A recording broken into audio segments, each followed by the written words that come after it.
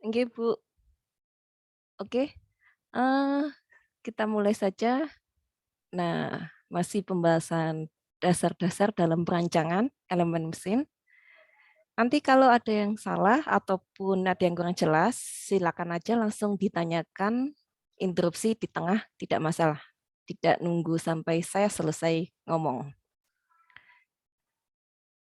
Oke, ini yang seperti minggu lalu, referensinya tidak terbatas hanya di yang saya cantumkan, tapi boleh dari berbagai macam referensi asalkan menginterpresentasikan elemen mesin. Nah, atau dari YouTube channel, kalau belajarnya nggak suka membaca, bisa dari YouTube. YouTube kan banyak sekarang penjelasan kayak gitu-gitu. Kayak saya sebenarnya ya aslinya nggak seberapa hobi atau suka belajar membaca sih. Jadi lebih suka lihat video YouTube daripada kalian YouTube-nya nggak jelas. Mending 30 menit dari waktu nggak jelasnya dipakai untuk melihat materi gitu. Nah, dasar elemen mesin sendiri, ini penjelasan secara teoritis, seperti minggu kemarin juga sempat saya singgung juga kan, untuk tujuannya untuk perancangan bagian atau komponen part dari suatu nantinya untuk konstruksi sebuah mesin atau assembly. Nah, dari komponen tersebut itu pasti memiliki fungsi-fungsi yang tertentu dan sangat khas. Kalau nggak ada komponen itu, istilahnya kurang pas atau tidak bisa dijadikan satu assembly atau gabungan. Nah, secara umum nanti kalian akan mempelajari elemen mesin atau perancangan dari elemen-elemen sambungan atau joints. Itu ada sambungan susut, tekan, paku keling. Tahu pakai keling kan? Eh, apa itu? Masangnya itu harus ada alat tertentu. Terus kayak kalau sudah terpasang, gimana ya menjelaskannya? Ada yang pernah tahu kan di sini? Anak-anak bengkel? Nggak ada? Screw? Screw itu baut itu loh. Mur. Nah, bolt and nut ya, eh, sorry, ya ini. Yang screw itu ulir, yang nggak ada pasangannya. Bolt and nut itu yang mur dan ulir, mur dan baut yang ada pasangannya. Ada sambungan welding, yaitu pengelasan, bonding, dan lain sebagainya. Terus ada bantalan dan elemen transisi. Nah, di sini bantalan tentunya kayak gear, roda gigi itu, piring, elemen transisi bisa shaft, kopling, rem, pegas, tuas, belt and chain itu belt sabuk, apa itu apa rantai, bukan rantai itu apa belt dan chain itu rantai. Nah, untuk elemen-elemen transmisinya sendiri itu ada valve sama fitting.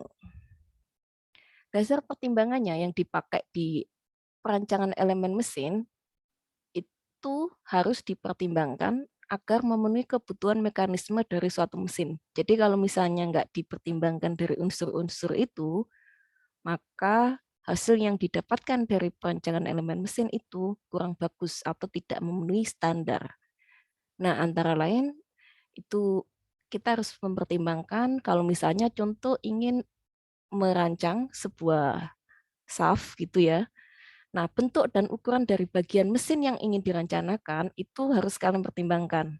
Jadi kan lucu juga, misalnya mesinnya secara general ukurannya diameter, sorry, panjangnya cuma 10 cm, tapi kalian merancang sebuah shaft yang panjangnya 11 cm. Nah, itu kan tidak masuk akal. Terus ada pemilihan bahan dan material, itu sangat penting tentunya, mau terbuat dari logam apa, materialnya misalnya mau tahan korosi, tahan apa, nah itu bisa direncanakan di dasar pertimbangan. Ada jenis-jenis pembebanan yang direncanakan juga. Nah, jenis-jenis pembebanan itu kayak tegangan dan lain sebagainya.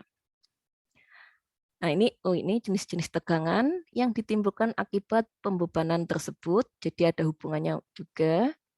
Gerakan atau kinematika, penggunaan komponen standar, perakitan assembly juga harus diperhatikan. Perakitannya memakai las atau pakai paku keling atau hanya pakai mur dan baut. Nah, itu mempengaruhi semuanya. Tentunya estetika. Jadi kalau merancang sebuah elemen mesin tidak hanya mementingkan suatu fungsinya, tapi harus dengan apa itu estetikanya, keindahannya. Dan ekonomis. Kalau misalnya kalian merancang sebuah elemen mesin, memang bagus, indah, cantik, fungsinya juga bagus, tapi harganya sangat jauh mahal dari pasaran, nanti juga akan kurang berfaedah atau enggak dilirik kecuali sama sultan-sultan gitu ya. Nah, tentu yang terakhir itu maintenance. Perawatannya gimana? Setelah kalian buat itu diproduksi, ternyata perawatannya sangat susah. Harus misalnya ke pusat, nggak bisa di daerah, itu kan juga akan menyulitkan para penggunanya. Nah, sebenarnya masih di detailnya banyak lagi pertimbangan, tergantung dari engineer-nya masing-masing. Nah, ini menyangkut masih yang minggu lalu. Minggu lalu adalah prosedur mekanisme sebuah perancangan secara global. Nah, sekarang adalah prosedur dari mendesain elemen mesinnya sendiri. Yang pertama, ini ada flowchart-nya, identifikasi kebutuhan sudah dijelaskan di sini juga. Jadi masalahnya apa, menunjukkan kebutuhannya, tujuan dari elemen mesin yang kita mau rancang, mau gambar itu seperti apa. Misalnya mau merancang sebuah belt untuk sistem transmisi kendaraan dengan cc sekian. Nah, itu lebar beltnya harus butuh minimal berapa biar kuat, tahan lama, tahan bending, dan lain sebagainya. Sistem mekanisme. Nah, mekanisme di sini gerakan yang diinginkan bagaimana? Misalnya dari beltnya, ya tentunya rotasi kan, bergerak. Jadi harus dipertimbangkan unsur-unsur yang lainnya juga kayak analisa gayanya.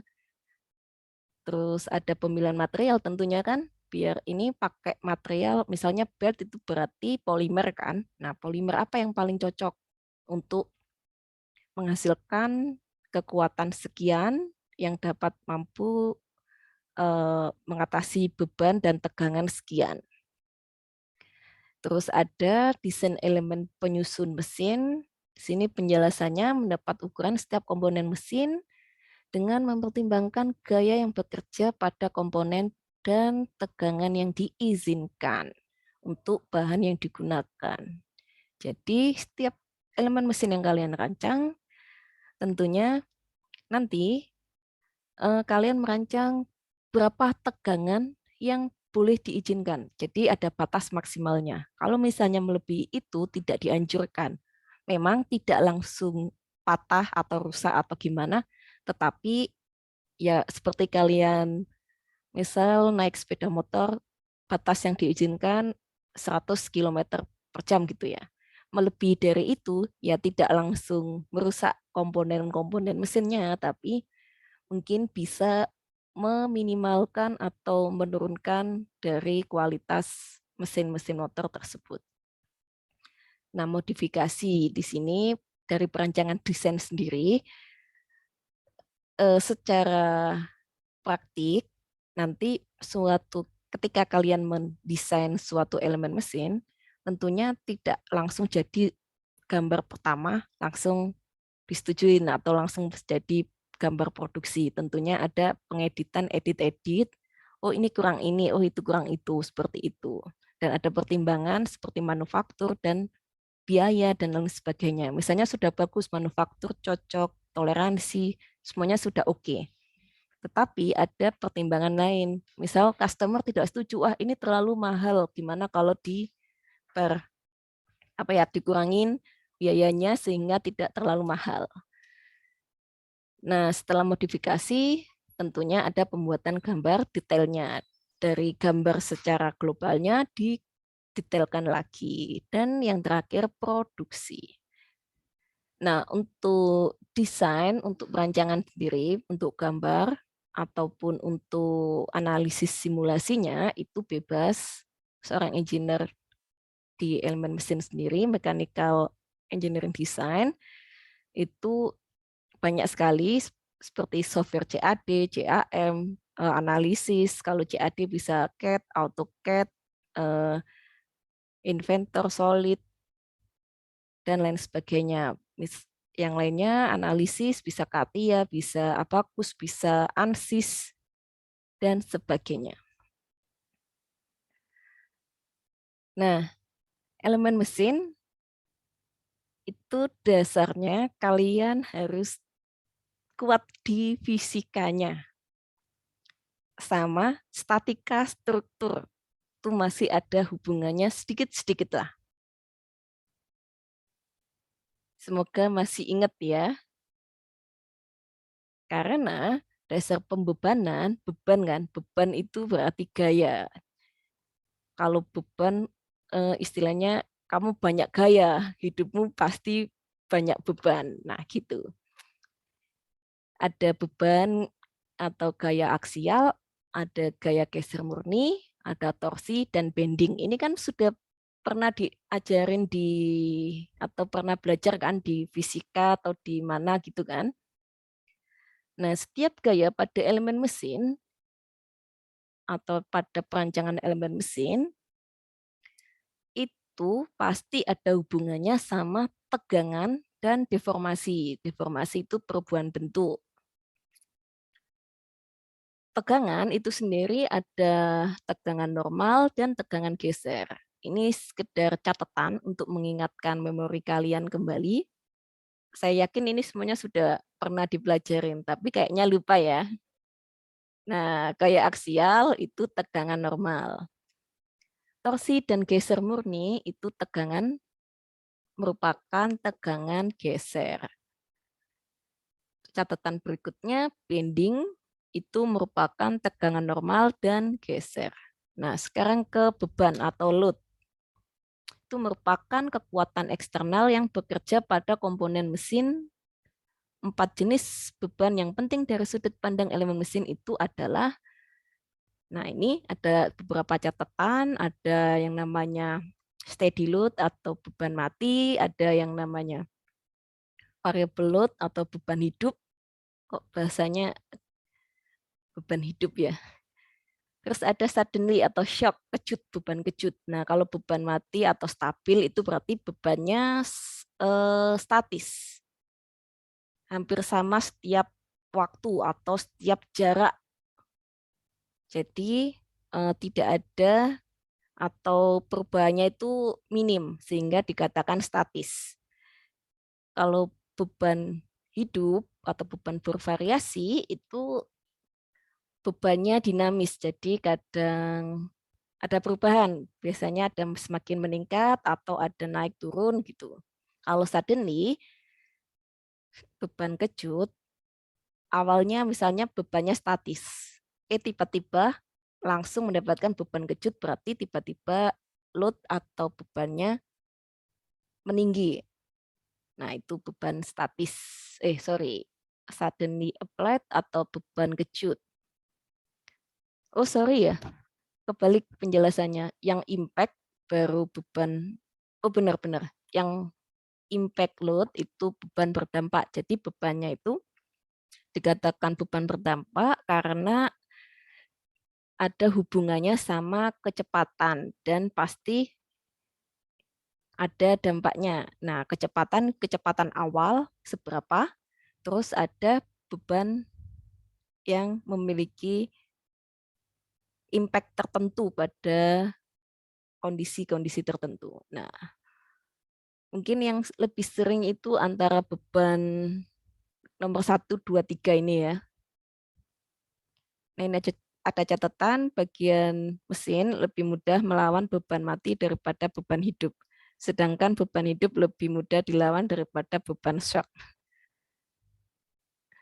Nah, artinya kan tentunya yang statis kayak misalnya belajar di statika struktur kan, ada sebuah jembatan, terus dilaluin mobilnya dalam waktu 1 jam, ada 100 mobil lewat secara bergantian. Terus dibandingkan ada jembatan, dalam waktu 1 jam ada 50 mobil diam di jembatan itu. Mana yang lebih berefek? Ada yang tahu? Yang diam lebih berefek. Oke. Nah, selanjutnya Bagas ya tadi ya. Momen inersia atau momen inersia dari suatu massa. Udah pernah belajar kan? Nah, ini ada benda. Bentar.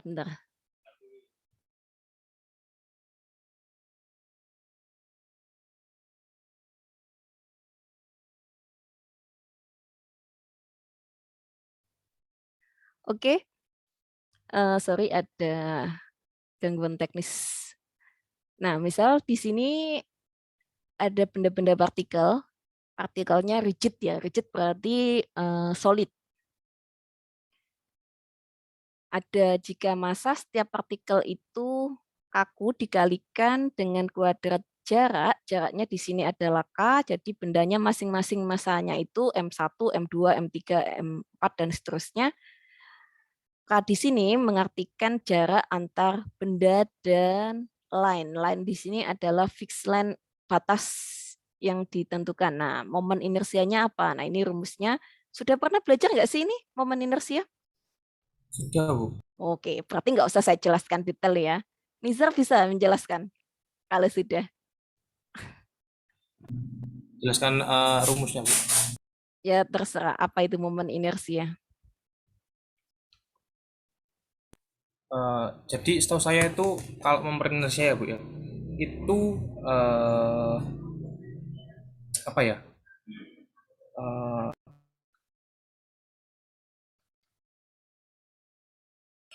Sebuah benda itu mempertahankan bentuk dari apa namanya? Dari sebuah gerakan yang berotasi itu, Bu. Setahu saya seperti itu, Bu. Oke, berotasi aja ya. Yang benda biasa juga nggak ngaruh. Yang benda biasa maksudnya gimana, Bu? Karena ada kata rotasi. Kalau nggak ada rotasi, gimana? Kalau Tadi nggak ada katamu, rotasi, ya, Bu. apakah harus rotasi? Harus sih, Bu. Oke, oke. Terima kasih Nizar atas penjelasannya. Nah, di sini lebih detailnya lagi. Nah, jika massa total satu benda itu diasumsikan terpusat pada suatu titik atau massa pusat massanya pada suatu jarak K dari sumbu-sumbu acuan, nah ini sehingga bisa disimpulkan momen inersianya sama dengan massa kali jarak tersebut dari jari-jari radius gravitasinya dikuadratkan. Nah, tadi kan sedikit mengulas tentang pembebanan, gaya, dan load beban secara global sama momen inersia. Sekarang sedikit juga mengulas apa yang pernah kalian pelajarin sebelum-sebelumnya, yaitu tentang gaya aksial. Nah, ini jadi ada suatu balok dengan panjang tertentu.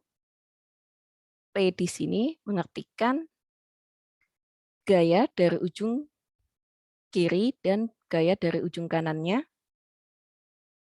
dibebani. Jadi ini dibebani masing-masing ujung sepanjang aksisnya X ya. Dan mempunyai penampang yang seragam. Berarti diameter dari ujung sini ke ujung sana itu sama. Sehingga luas penampang A konstan.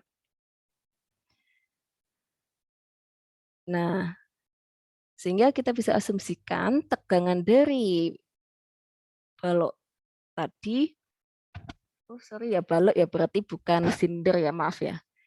Itu gaya P menghasilkan beban tarik sepanjang aksis balok sehingga menghasilkan tegangan normal tarik sebesar, kalau tegangan berarti tegangan per luas alasnya dengan satuan P gayanya itu Newton dan A luas alas meter persegi atau Newton per meter persegi sama dengan Pascal. Nah, udah agak mulai ngantuk ya kayaknya. Sekarang kita olahraga jari dan olahraga otak dulu sedikit. Siapkan kertas kosong, 1 lembar saja, sama alat tulis, pulpen, pensil, mending ballpoint aja, atau spidol, terserah. Mas Riko yang tadi di luar, segera ambil kertas sama pulpen ya.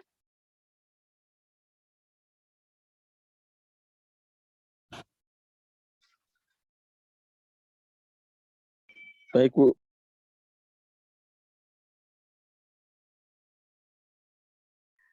Sudah semuanya? Bu, boleh lihat slide yang sebelumnya tadi, Bu. Yang Ya, sebelum ini, Bu. tentu. Sebentar.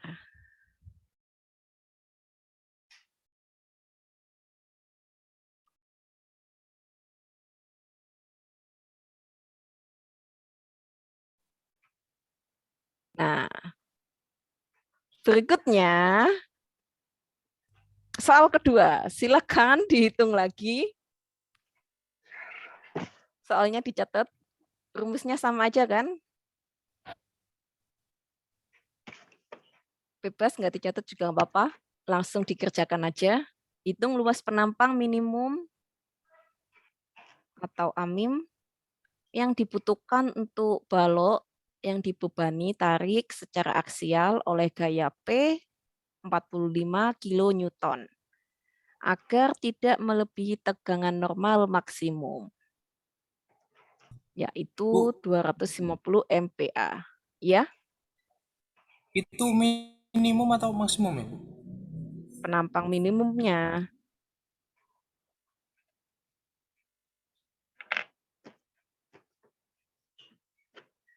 Oh iya, Bu.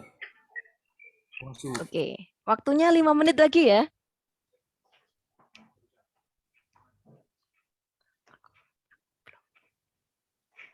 Ya, saya tunggu 5 menit.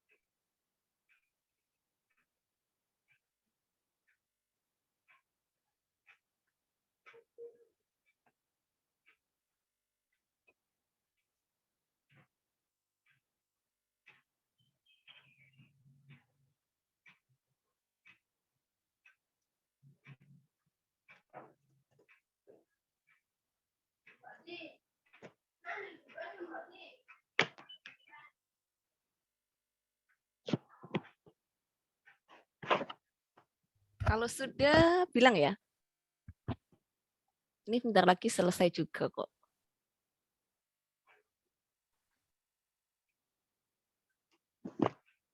Wildan sudah ya, Fawas sudah.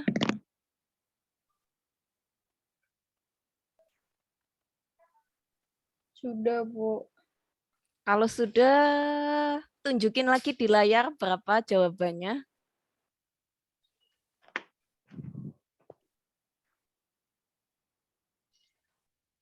TA itu tegangan-regangan yang proporsional di mana benda itu masih belum dalam keadaan elastis. Nah, ketika dari titik A ke B, benda itu sudah mulai mengalami elastisitas atau mulai mengendor gitu istilahnya Bu. Lalu dari titik C sampai ke E itu di mana tegangan itu berada pada puncak maksimumnya pada gaya tariknya. Lalu dari E ke F itu menurun karena apa namanya benda atau logam dan sebagainya itu eh, melewati batas maksimum atau tegangan tarik maksimumnya, maka benda itu langsung putus seperti itu Bu. Mungkin ada salahnya, mau dikoreksi Bu. Oke, terima kasih Zak. Kurang lebihnya ya sudah sesuai. Mungkin ada sedikit-sedikit yang kurang, tapi secara global overall udah tepat lah. Ada lagi yang bisa menambahin atau mendetailkan lagi? Ini kayaknya cuma mengulas aja, Kak. Ini kan di material kan. Rizky gimana? Kayak serius banget mukanya. Lagi memahami, Bu. Oh gitu ya. Ya terima kasih Mas Nizar sudah cukup jelas. Nah itu kalau ini tadi Mas Nizar kan menyebutkan di daerah proporsional ya. Bisa dikatakan daerah proporsional, tetapi juga termasuk di daerah elastis gitu. Nah, di B ke D di situ daerah deformasi plastis di mana perubahannya tidak bisa kembali ke semula. Jadi kalau misalnya kayak karet itu ditarik kembali lagi itu elastis, kalau misalnya sudah ditarik terus molor nggak bisa balik lagi ke ukuran selanjutnya. Nah, itu ukuran sebelumnya itu namanya plastis.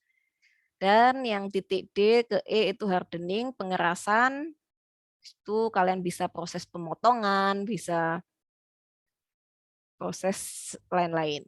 Untuk di elastis tadi bisa kayak pemesinan yang biasa, dipaku, diapakan, untuk pembentukan itu bisa untuk pembentukan itu di hardening sini, jadi dipotong, ditarik. Nah ini ilustrasinya.